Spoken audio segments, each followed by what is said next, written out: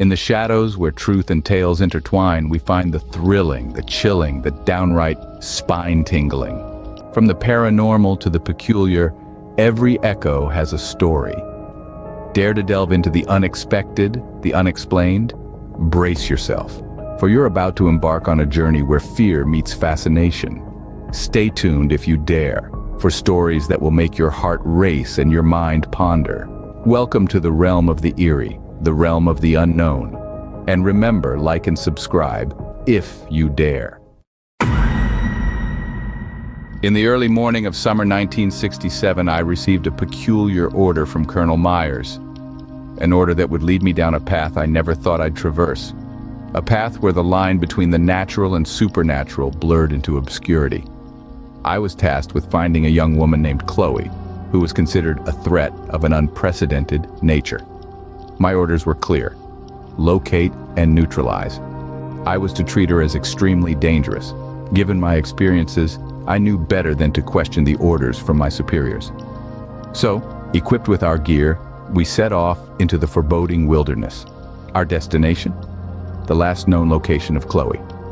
The other men and I were seasoned, our spirits hardened by the countless battles we had faced.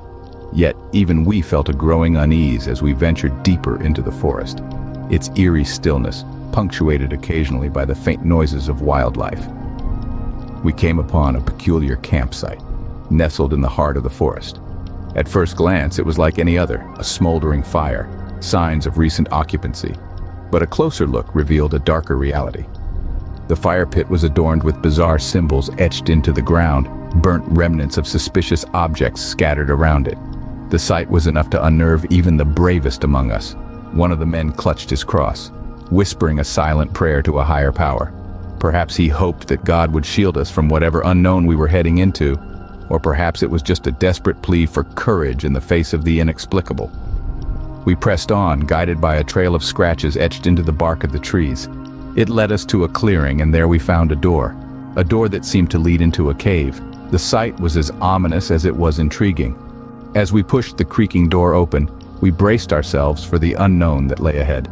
With the last echo of the door's creak still hanging in the air, we switched on our torches and advanced into the cavernous maw. The air was heavy with a stench that could churn a stomach, a blend of the damp and decay that seemed to seep into our very pores. It was a darkness so profound it felt like stepping into another world. The deeper we ventured, the more our surroundings began to morph. The cave walls, once barren and cold, started to give way to an unexpected sight. It was as though we had stumbled upon a dwelling, an abode right in the belly of the earth. A table stood in the middle, surrounded by chairs, a bed tucked away in a corner, and a kitchen, complete with a cauldron bubbling over a fire. A wave of unease washed over us, an intuition that we were trespassing in a place where we didn't belong. The air was thick with an unseen presence, a feeling that we were being watched, scrutinized. It was as if the cave itself was alive, its breath cold on our necks, its heartbeat echoing in our ears. The silence was broken by a rustle, like the rustling of a cloak. Our hearts pounded in our chests as we spun around.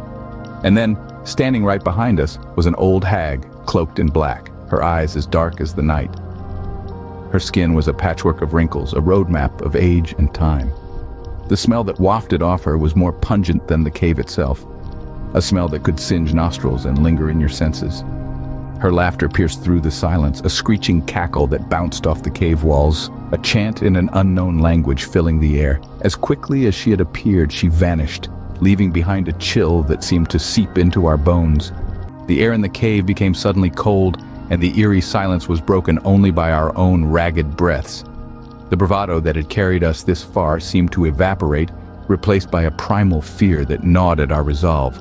Yet, we knew we had to press on. Our mission was clear, and our duty unwavering.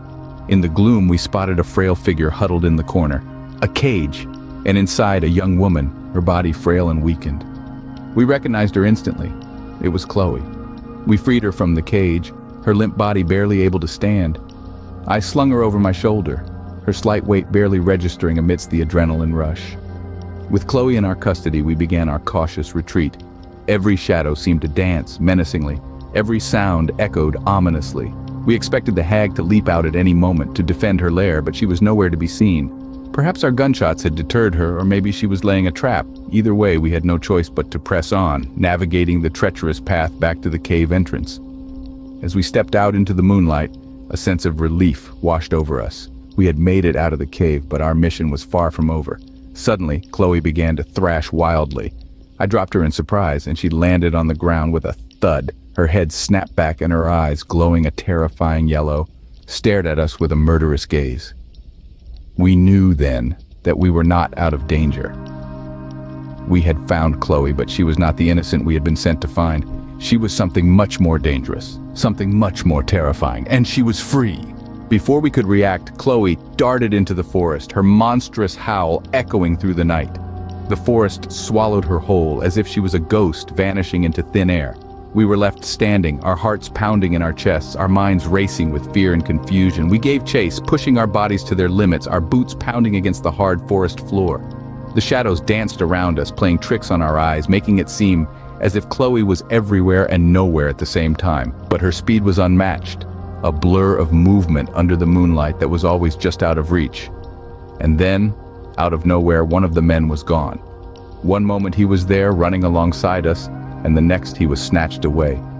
His screams echoed through the forest, chilling us to our bones, growing fainter and fainter until they were swallowed by the night. We were left with a haunting silence, the forest seemingly holding its breath, waiting for our next move. The remaining soldier and I retaliated, our rifles raised, our fingers on the triggers. We fired into the darkness, the deafening sound of gunfire shattering the silence, but it was like trying to hit a ghost. Our bullets hit nothing but trees and air, never finding their mark. We continued to chase Chloe, our bodies fueled by adrenaline and fear. We knew that we were being hunted, that we were the prey in this deadly game. But we were soldiers, trained to fight, to survive. We refused to go down without a fight. As she lunged at the other soldier, I took my chance and fired at her, but she barely flinched. She was a force of nature, unstoppable, unforgiving. But we were not done yet. We had a mission to complete, and we would not stop until it was done. We would chase her to the ends of the earth if we had to, for we were soldiers, and this was our duty.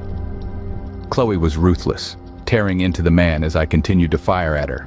Each shot echoed through the forest, a chilling testament to the battle we were waging. Yet, with each passing moment, it became clear that she was not like any enemy we had faced before. Her strength, her speed, her ferociousness, they were beyond human. It was as if she was possessed by some monstrous entity, turning her into a creature of the night. I continued to fire, my fingers numb from the cold and the recoil of my rifle. The others were gone, swallowed by the abyss of the forest, leaving only their echoes behind. I was alone facing this creature, this Chloe, with nothing but my wits and my weapon. And then, just as suddenly as she had attacked, she fell. Her body crumpled to the ground, her yellow eyes dimming as the life drained from her.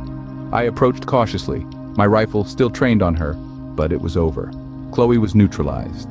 The silence that followed was deafening. I stood there in the middle of the forest, staring at the lifeless body of what was once a young woman.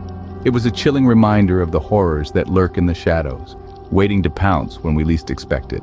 But as I stood there, I felt a pang of sorrow. Chloe was just a girl, lost and alone in this world, turned into a monster by forces beyond her control. She was a victim, just like the others, and in that moment, I realized the true horror of our mission.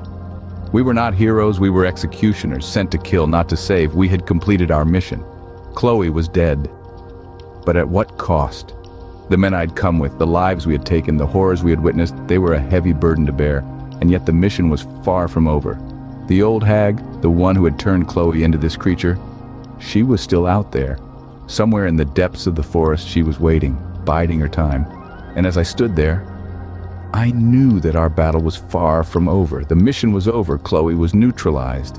Yet, the old hag was still out there, somewhere, waiting. And so, our tale of the Campfire Horrors comes to an end. Until next time, sleep tight. Before we part ways, dear viewers, remember to stay vigilant. The Campfire Horrors may have been extinguished for now, but the embers of the unknown always remain. As you lay down to sleep tonight, don't forget the lessons from our tale. Safety is but a fleeting moment in a world of unseen. So if you've enjoyed this journey into the abyss, don't forget to ring that bell and smash that like button. Do it before the thing under your bed decides to pay you a visit. Oh, and keep those nightlights on. You never know what might be lurking in the dark. Thank you for embarking on this terrifying adventure with us, until our paths cross again in another tale of the unknown. Goodbye and sweet dreams, if you can.